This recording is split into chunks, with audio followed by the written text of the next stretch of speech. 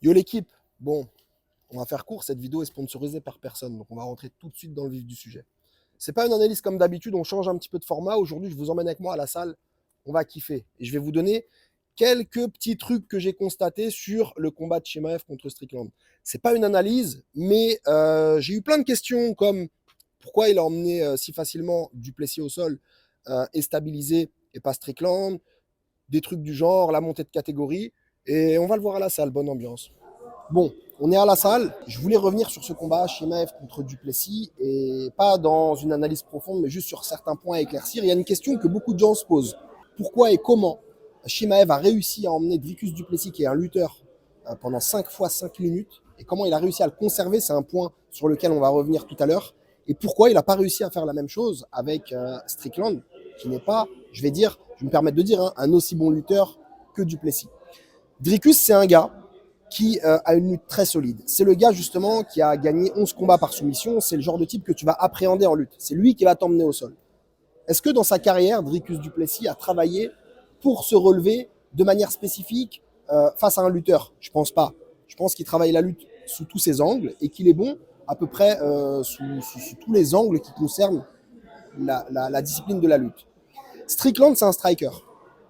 Il a 31 victoires pour 7 défaites. Il a beaucoup d'expérience, il a beaucoup de finish.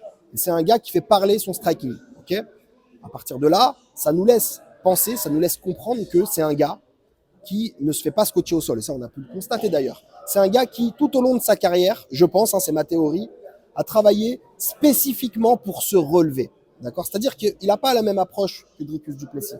Il a l'approche où il travaille à thème pour se relever parce qu'il ne veut pas se faire conserver au sol. Pourquoi? Pour pouvoir s'exprimer debout en striking. Et pour moi, c'est ce qui a fait la différence auprès de Chimaev. Il a affronté un gars qui, depuis des années, travaille pour se relever, ce qui n'est pas le cas de Du Plessis. Donc on va analyser la différence de dépense d'énergie de Chimaev face à Dricus Du Plessis et face à Strickland. Et vous allez voir que c'est très différent. Qui te dit, déjà, j'ai pas monté toute cette vidéo pour me retrouver là et je t'embrasse en fait.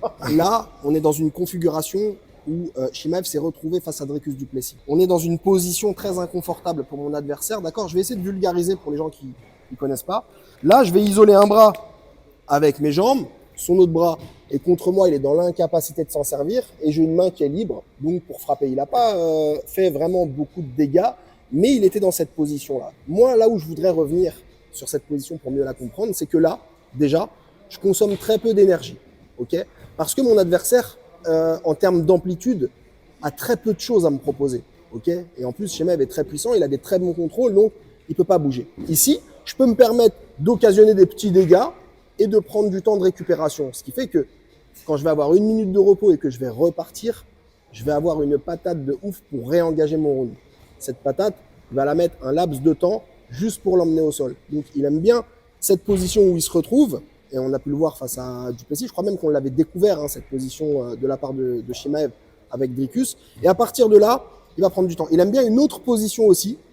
Ici, le fait de vouloir finaliser, c'est déjà énergivore. En parallèle de ça, vous avez un adversaire qui essaie de sortir. C'est-à-dire que l'adversaire, il est là, il retire les crochets, il essaie de sortir. Donc lui, il est obligé de suivre. Et en fait, c'est ça tout le premier round. C'est-à-dire que Strickland défend vraiment très bien ce premier round. Et il oblige Chimaev à constamment réattaquer derrière. Chose qui n'est pas arrivée autant avec Du Plessis. Il avait beaucoup de temps de récupération. Strickland, si on voit, quand Chimaev est dans son dos, il a un regard plutôt serein. Tu vois, on voit qu'il n'est pas en panique. Il contrôle les mains, il canalise son round. Il y a 5 rounds en plus. Il peut se dire, allez, je perds le premier, c'est pas grave, on repart sur la suite. Sachant qu'en plus, Chimaev a déjà montré des failles au niveau du cardio. Donc voilà, je pense qu'il était dans la gestion, mais il n'avait pas l'air très inquiet. Il alternait entre le fait de se remettre à genoux, le fait de retirer les crochets. À aucun moment, il a été en danger. Un petit peu vite fait au niveau de la mâchoire sur un étranglement. Et il n'a pas non plus été en danger en rapport avec les percussions qu'il a pu prendre pendant cette position. Donc finalement, il n'a pas vraiment été productif. Alors s'il faisait ça pendant 5 rounds, bon bah, il avait le temps de contrôle et c'était OK. Mais là, malheureusement, ça n'a pas été le cas. Ce que je disais par rapport à la montée de poids, moi, je suis pas très confiant sur cette montée de poids parce qu'à la fin du combat, il a dit un truc du genre 84, c'est fini pour moi. Regarde les bourrins. Et du coup, on pourrait se dire, on a des attentes. Qu'est-ce que ça va donner s'il monte de catégorie?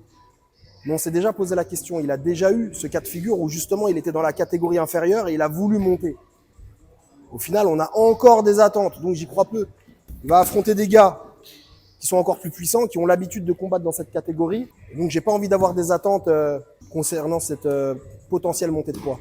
Bon, on arrive à la fin de la vidéo, j'ai envie de faire la bagarre un petit peu, je vais vous abandonner ici. Si vous avez kiffé, si vous êtes toujours ici à ce stade de la vidéo, vous êtes prié de vous abonner, de liker, de commenter, d'envoyer à vos potes, à qui vous voulez, mais vous soutenez la page. Si vous appréciez ce format d'ailleurs, je peux vous en refaire pas mal parce que je suis plus à la salle que chez moi finalement, donc j'ai plus de temps ici pour vous partager des petits trucs et ça me fait plaisir. Donc je vous dis à bientôt.